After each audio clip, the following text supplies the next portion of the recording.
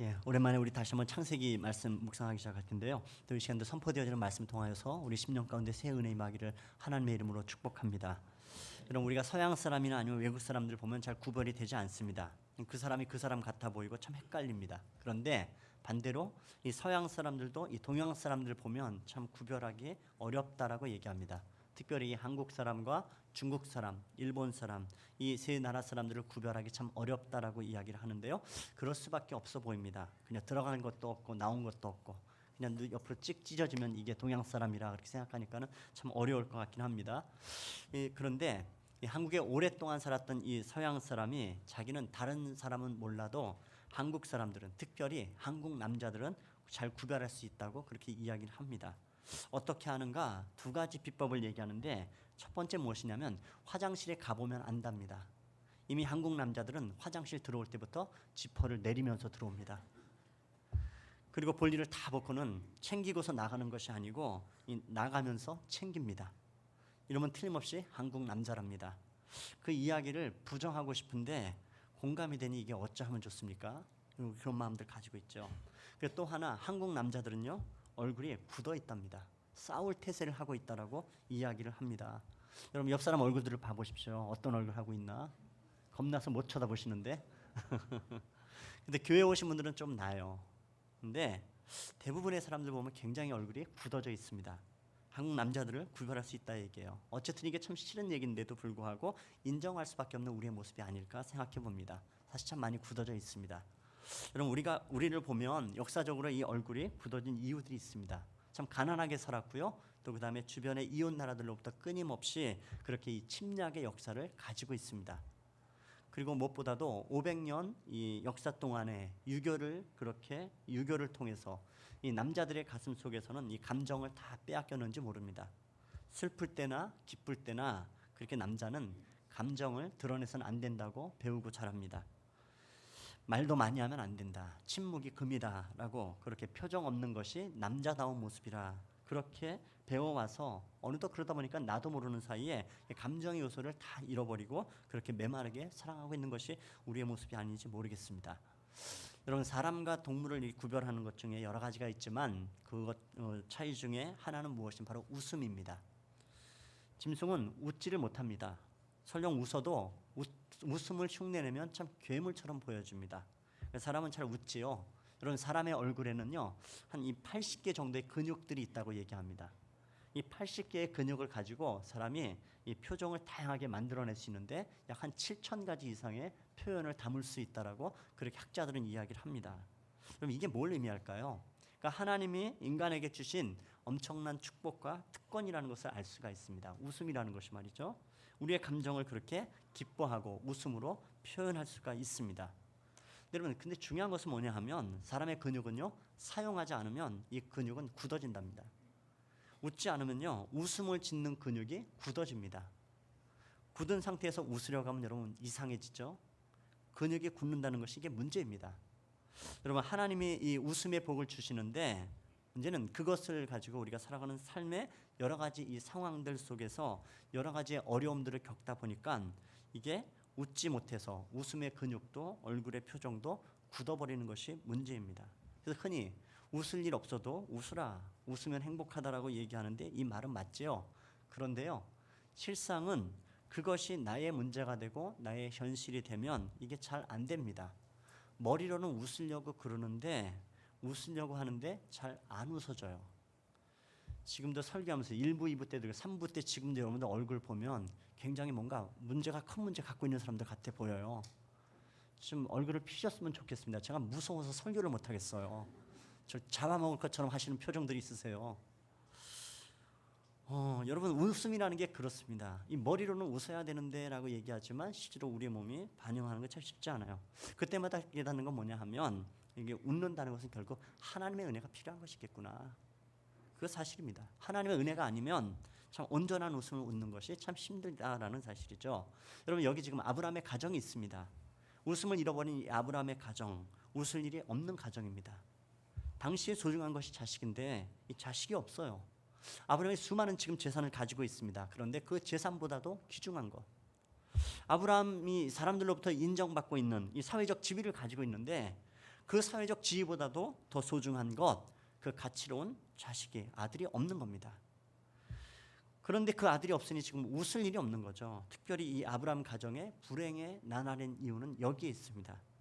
특별히 사라가 더 심각하죠. 사실은 사라에게 자식이 없는 겁니다. 여러분, 사라 보십시오. 어느 날 남편이 펄쩍펄쩍 뛰면서 집으로 뛰어들어왔습니다. 여보, 내가 하나님을 만났어. 하나님이 우리로 본토 친척 아비집을 떠나서 가래. 어디로 가요? 몰라. 그냥 떠나래. 그냥 가보면 안 돼. 떠나가면 가르쳐 주신대. 여러분, 이게 참 황당한 사건이죠.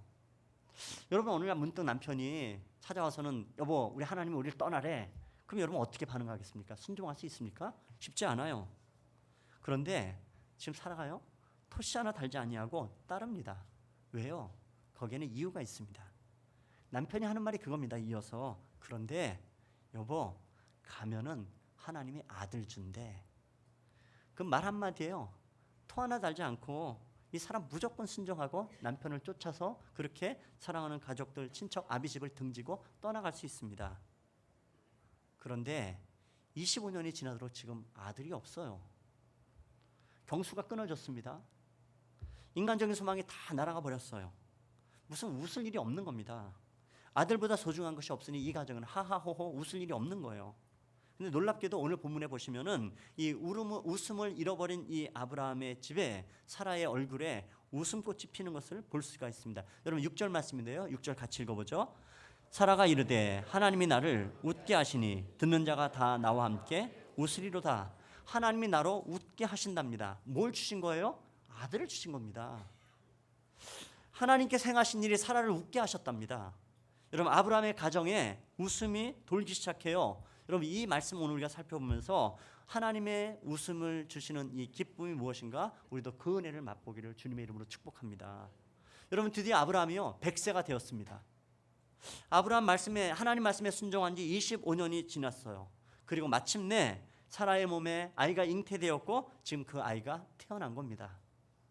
여러분, 근데 먼저 우리가 여기서 중요한 것 한 가지 볼 수 있는데 그것은 무엇이냐면 믿음이라는 것이 무엇일까요? 여러분, 믿음은요 한순간에 생기거나 만들어지는 것이 아니라는 겁니다.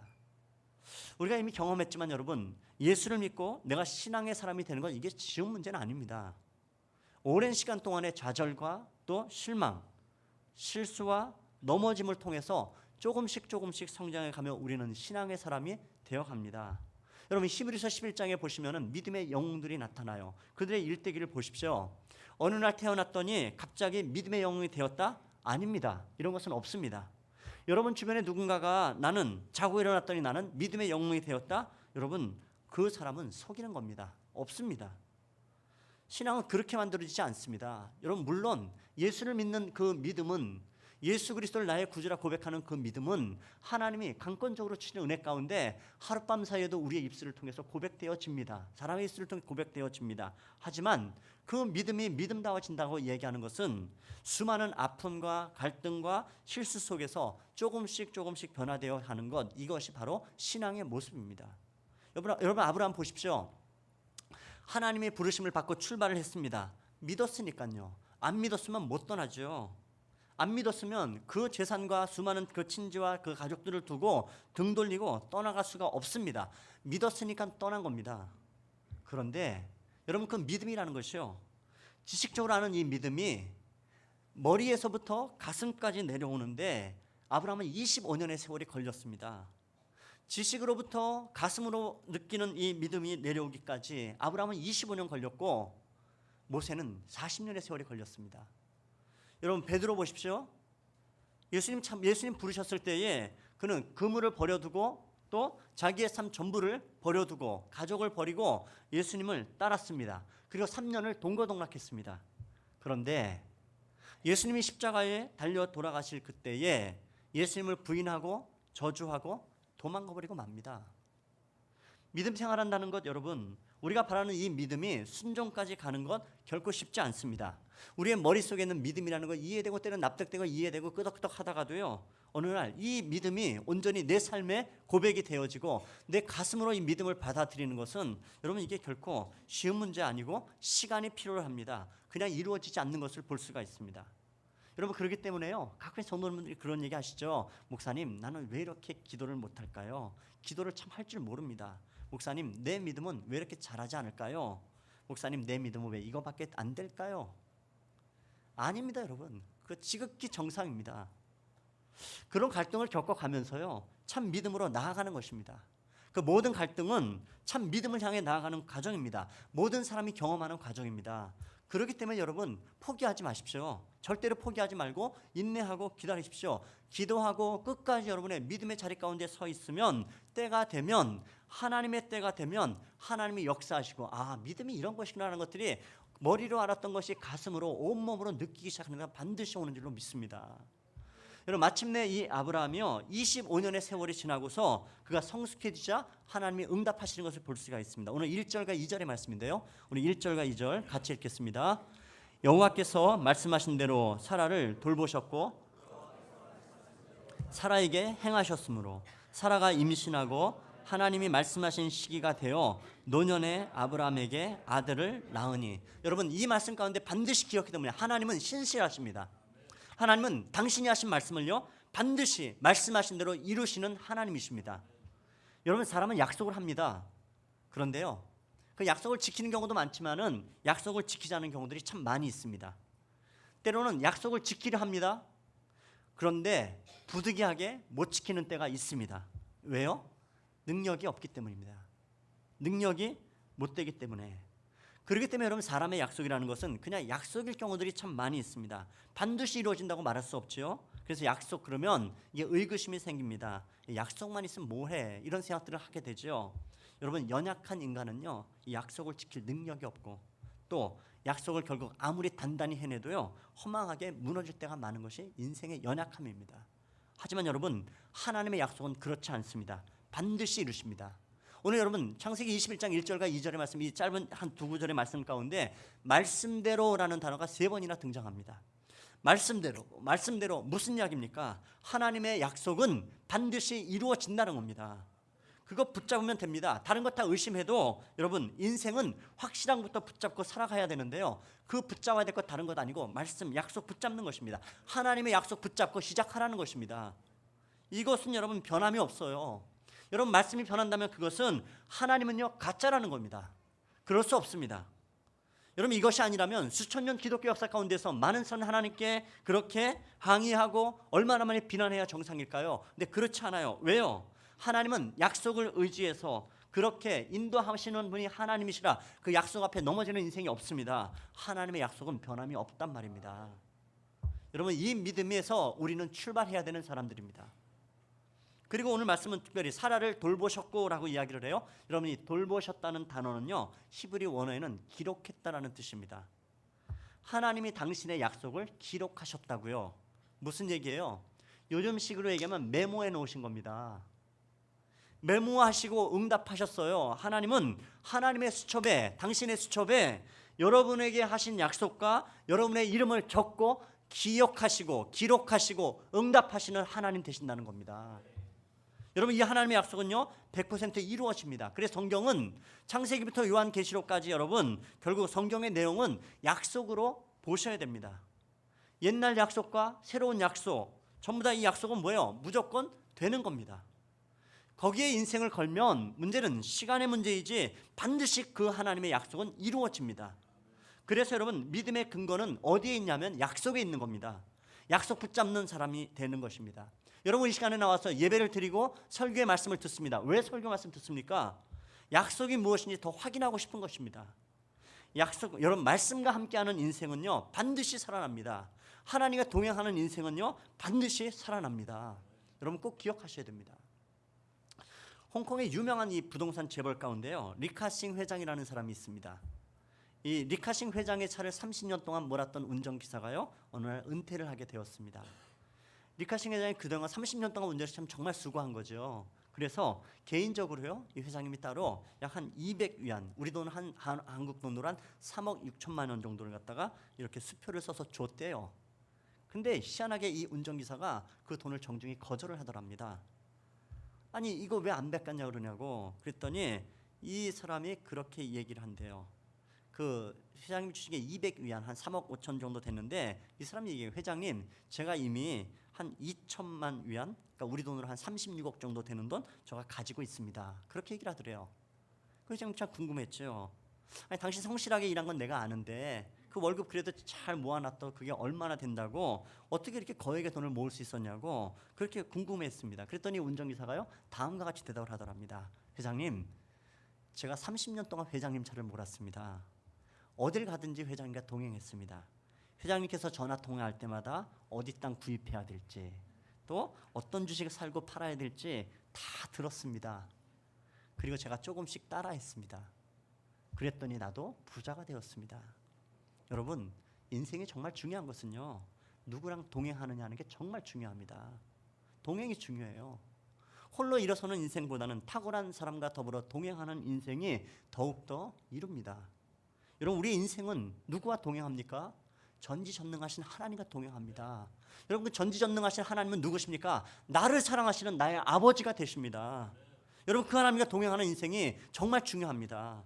하나님 응답하세요. 하나님 우리 인생을 인도해 가십니다. 그렇기 때문에 여러분, 그때까지 우리가 믿음으로 하나님 앞에서 기다리는 것, 인내하는 것, 이건 굉장히 소중한 겁니다.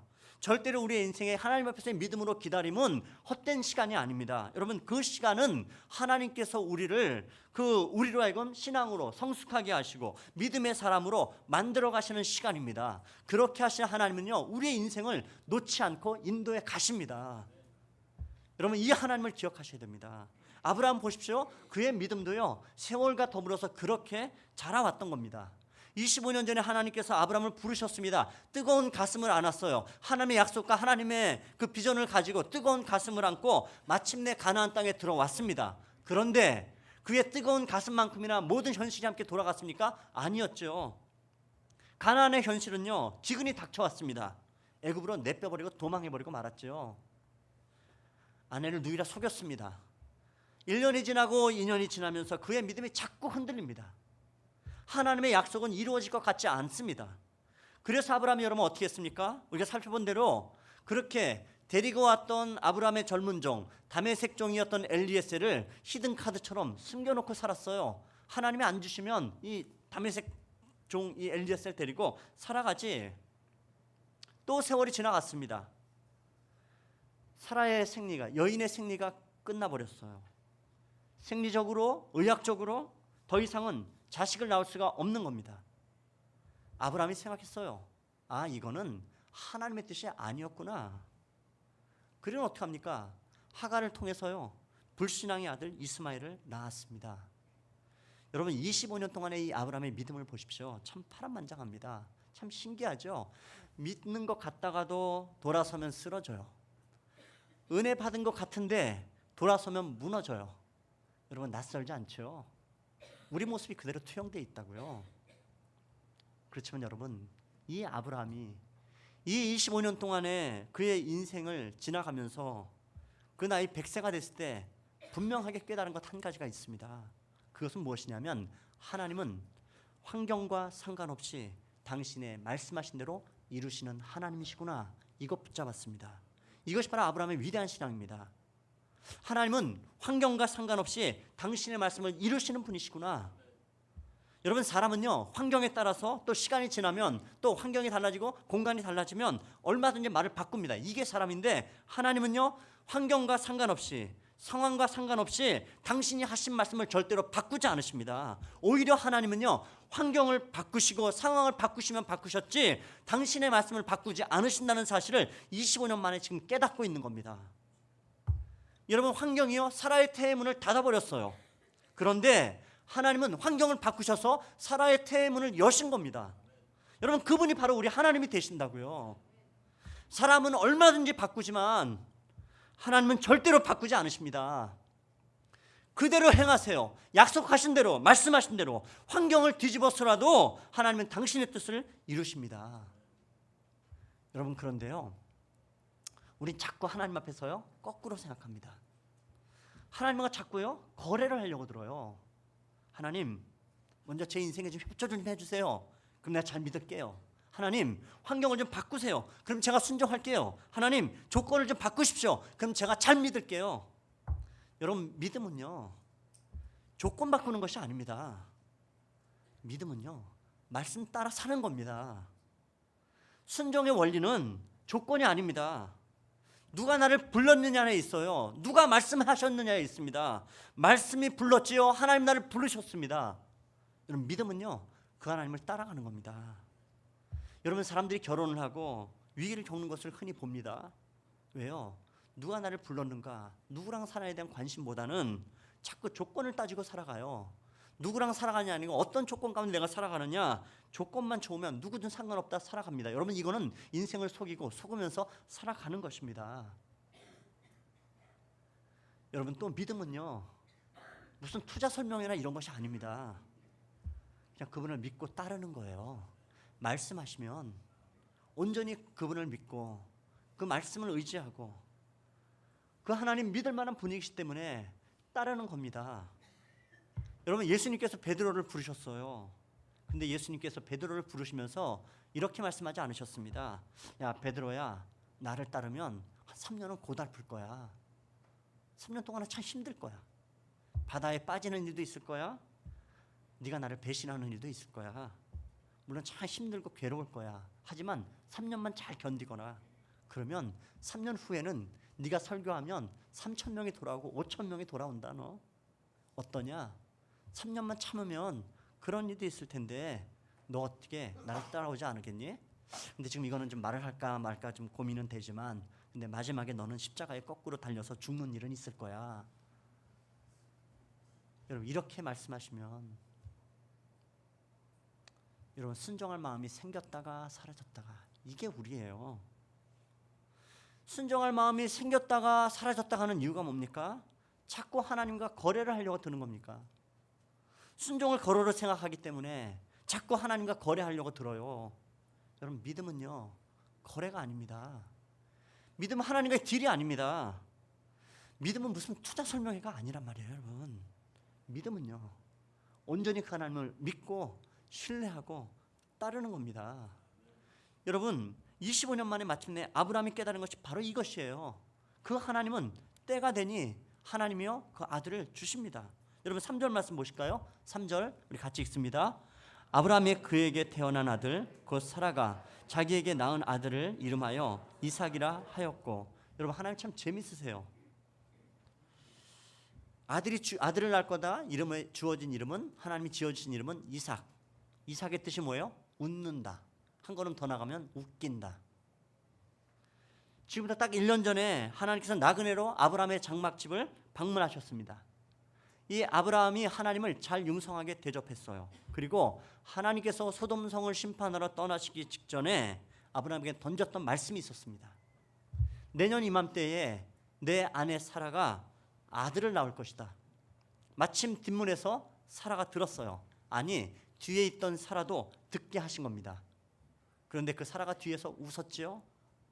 야, 네가 왜 웃느냐? 안 웃었는데요? 아니다, 네가 웃었다. 그리고 주신 아들의 이름은 이삭. 웃어? 내가 진짜 웃게 해줄게. 그 아들의 이름은 웃긴다야. 여러분, 단어가 참 기가 막히게 지금 쓰여지고 있습니다. 진짜 웃게 해줄게. 그리고 마침내 그 웃음을 웃게 하신단 말이에요. 하나님이에요. 여러분, 성경 하나님 참 재미있으세요. 우리가 5절과 6절 다시 한번 또 보십시다. 5절 6절입니다.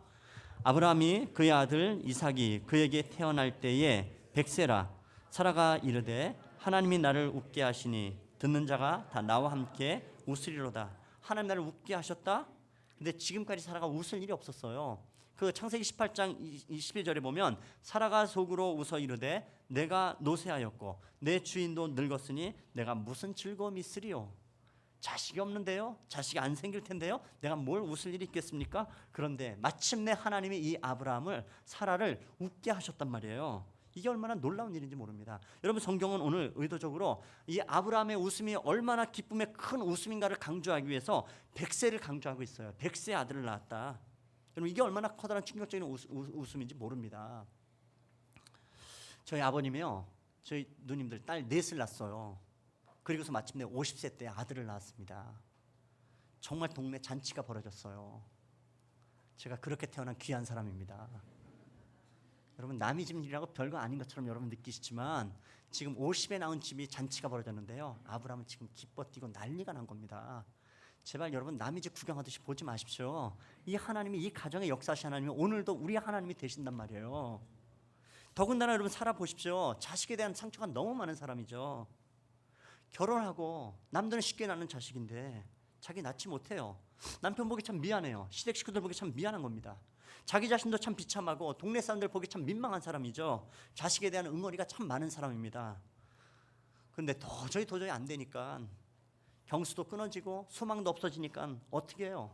자기 몸종 하가를 남편의 침소에 밀어넣어요. 여러분 이것만큼 여인이 얼마나 치욕스러워요. 얼마나 고통이 있어요. 얼마나 비참하고 자존심 상하는 일입니까? 자기는 그렇게 간절히 바라고 또 바랬음에도 불구하고 안 되는데 하갈은 남편 침소에 몇 번 들락달락 하더니 입덧을 꼴딱꼴딱 하기 시작해요. 여러분 이게 얼마나 큰 상처입니까? 여종 하갈이 애를 가졌다고 그렇게 좀 폼잡고 교만을 떨어요. 비웃어댑니다. 속이 다 뒤집어졌죠. 아이만 보면 마음의 상처가 깊은 여자예요. 그런데요, 마침내 25년 만에 이 사라에게 하나님이 아들을 주셨다고요. 얼마나 기뻐요. 비웃음이 한박웃음으로 바뀝니다. 절망의 웃음이 소망의 웃음으로 바뀝니다. 하나님이 나를 웃게 하셨다고 그 여인은 고백하기 시작합니다. 여러분 그 하나님이 오늘 우리를 웃게 하시는 하나님이십니다. 여러분 이스라엘의 역사를 보면 웃을 수 없는 환경 가운데 빠진 때가 있습니다. 바벨론에게 짓밟혀서 모든 것을 잃어버린 채 포로가 되었습니다. 그들이 그렇게 사랑했던 예루살렘의 성전이 돌 위에 돌 하나 쌓지 않고 쌍그리 무너졌습니다. 그리고 그들의 집들은 다 불타버렸고, 그리고 그들이 문전옥답은 전부 다 황폐해버린 채로 그렇게 수많은 사람들이 포로로 잡혀버리고 말았습니다.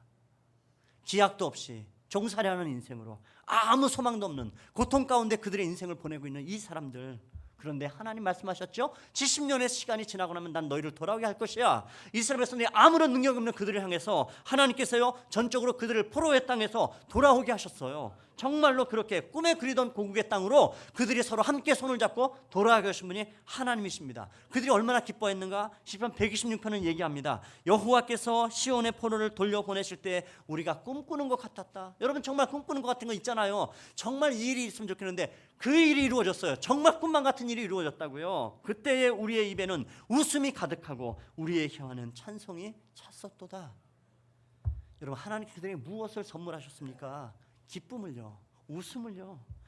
얼마나 행복했으면 그들에게 꿈꾸는 것 같다고. 여러분 우리 그러죠. 이거 정말 꿈만 같아. 여러분 얼마나 좋은지요. 그런데 여러분 이 하나님이 죄로 말미암아서 진정한 웃음을 잃어버린 이 땅 가운데에 하늘의 웃음을 회복시키기 위해서 일방적인 그 사랑을 품고 하나님의 하나뿐인 아들 예수 그리스도를 이 땅 가운데 보내셨습니다. 그리고 막 수고하고 무거운 기뻐하라, 내가 다시 말하노니 기뻐하라 외치는 그 기쁨의 주인이 이 땅 가운데 오셨습니다. 그리고 그 기쁨의 주인은 우리 인생을 향해서 말씀하세요. 수고하고 무거운 짐진 자들아 다 내게로 오너라. 내가 너희의 인생의 수고로움과 무거운 인생임을 내가 잘 안다. 내게 오너라. 내가 너희를 쉬게 할 것이다. 여러분 우리 인생은 실제로 그렇죠. 다 수고로움이 있고 괴로움이 있습니다. 무거운 짐을 짊어지고 살아갑니다. 여러분 여기에는 누구도 예외가 없습니다.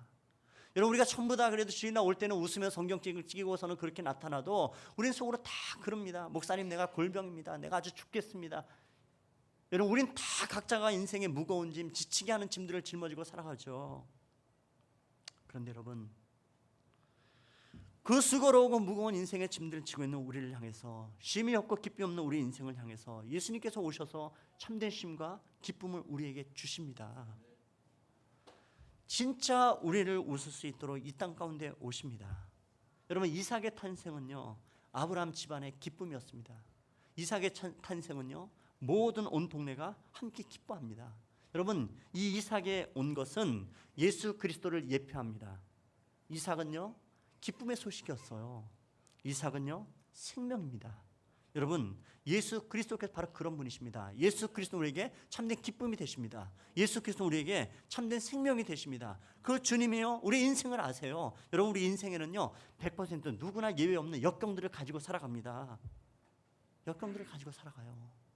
여러분 내 인생 가운데 역경이 있느냐 없느냐가 중요한 것 아니고 정말 중요한 것은 무엇입니까? 그 인생의 역경과 고통과 아픔 앞에서 우리가 어떻게 반응하느냐 하는 것이 중요합니다. 정말 중요한 것은 여러분, 내 인생에 역경이 있을 때, 아픔과 눈물이 있을 때에 내가 만나야 될 분을 만나고 있는가라는 것입니다. 바로 예수 그리스도를 만나고 있는가, 그 기쁨의 줄을 내가 온전히 붙잡고 살아가고 있는가. 여러분, 우리 인생 가운데 어떠한 것이 중요할까요? 여러분, 역경은 누구에게 있을 때에 그때 내가 누구를 붙잡고 살아가냐는 것은 정말 중요합니다. 인생에 역경을 맞는 두 사람이 있습니다. 여러분, 미국의 제14대 대통령은 프랭클린 피어스 대통령입니다. 여러분, 이 이름 참 낯설죠? 저도 참 잘 모르는 인물입니다. 굉장히 인기 없는 대통령이었어요. 미국의 역대 역사 가운데서 최악의 대통령 5명을 꼽으라 할 때는 끊임없이 빠지지 않고 들어가는 사람이 피어스 대통령입니다. 이 사람 남북 전쟁에 단초를 제공했던 사람이에요. 이 피어스 대통령이 미국의 대통령으로 당선이 된 상태에서 취임하기 전에 어떤 일들을 겪게 됐냐면 열차 사고로 인해서 아들을 잃어버리고 맙니다. 아들이 죽고 말아요. 인생의 역경을 맞은 거죠. 이 아들을 잃어버린 아픔 때문에 그 아내 제인은 사람들 앞에 나타나지 않고 백악관 2층에 자신의 방에 틀어박힌 채로 2년 동안 그 여인은 죽은 아들에게 편지만 씁니다. 그래서 백악관의 그림자라는 우울한 별명을 듣게 되는 여인이에요. 이 피어스 대통령도 실제로 대통령에 취임하면서 취임사에 하나님에 대한 원망의 내용들을 포함시켰습니다. 그 당시 미국 사회가 지금보다 훨씬 더 신앙적인 사회였기 때문에 그건 굉장한 충격이었습니다. 여러분, 이 부부에게는 죽은 아들이 쓴뿌리로 그렇게 그들의 인생 가운데 원망과 눈물과 탄식으로 있는 것입니다. 그런데 참 아쉽게도 이 쓴뿌리를 해결하지 못한 채로 그렇게 살았습니다. 부인도 그렇게 우울증에 앓다 죽어버리고 말았고요. 이 피어스 대통령도 그의 인생의 마지막에 우울증과 알코올 중독으로 죽어버리고 말았습니다. 여러분, 이 사람들은요, 인생의 역경이 인생을 망치게 한 케이스들입니다. 비슷한 시기에 살았던 페니 크로스비가 있습니다. 이 페니 크로스비는 태어난 지 6주 만에요, 아주 심한 몸살 감기를 앓으면서 이 돌팔이 의사를 만났어요. 그래서 눈에 이 겨자즙을 넣고서는 실명하게 됩니다. 난 지 6주 만에. 그러니까 말도 안 되는 불행이 찾아왔죠. 인생에 힘든 것은 엎친 데 겹친 격이라 그 아버지가요, 중병을 앓고서는 태어난 지 얼마 안 됐는데 아버지가 세상을 떠나버리고 맙니다. 어머니가 돈을 벌러 나가야 되고 가정이 너무 힘들고 어려운 가정, 가난한 가정입니다. 그런데 페니 크로스비는요, 이 역경 가운데, 어려움 가운데, 좌절하고 원망하시는 상황 가운데서 바로 예수 그리스도를 만났습니다.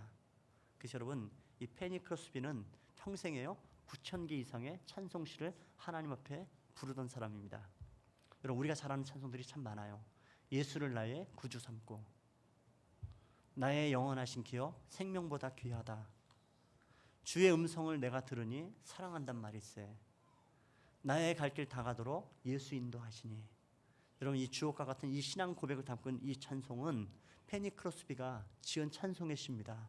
멀쩡했던 사람이 아니었고요, 평생을 눈먼 상태로 살았던 여인이요, 평생을 가난하게 살았던 이 여인이, 지금도 이 여인의 찬송은요, 우리가 즐겨 부릅니다.